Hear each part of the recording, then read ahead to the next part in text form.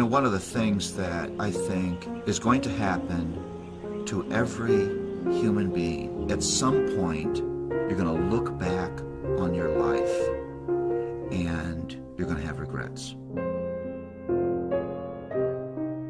The young person lives sort of like an astronaut. You're just every day you're launching into new worlds, and it's a world of possibility. At some point in life, every human being becomes an archaeologist, and you dig into the mound of your existence and you try to make sense out of that, and you realize you are not the person that you wanted to be. There's not a human being, no matter how spiritual, that at some point hasn't been disappointed with God. A horrible accident, a loss of a job, the rebellion of one of our children, physical illness, the disappointment in a friendship, huge financial debt that we never thought, where we're asking the question, what is God doing? My disappointment begins to get revealed by cynicism about life, irritation with circumstances.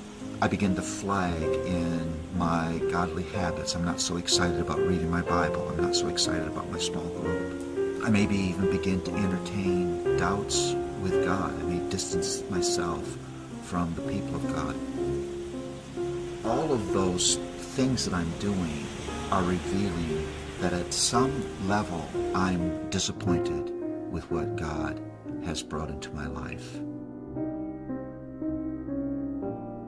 Think about this. If this life that I'm living now is not a destination, but a preparation for a final destination, then it changes the way I think about what God is doing. We all long for the grace of relief. We all long for the grace of release, because there are hard things that all of us are facing.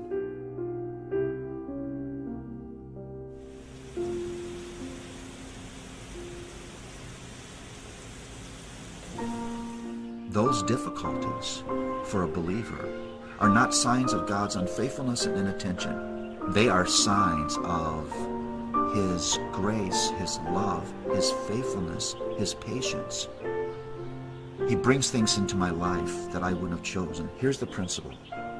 God will take you where you do not want to go in order to produce in you what you could not achieve on your own. We have got to begin to comfort one another with the theology of uncomfortable grace. And so in midlife, I face the grace of aging, the grace of regret, the grace of disappointment. But it's all grace. It's not God who's tired of me and turning His back on me. This is God coming near to me and saying, there is still more refinement that needs to take place. And so I'm going to take you where you would not have chosen to go in order to produce in you what you could not achieve on your own. So I don't have to be afraid of life. I can move toward life with eyes open, with ears listening, with brain working, with heart engaged, and be unafraid because God's with me.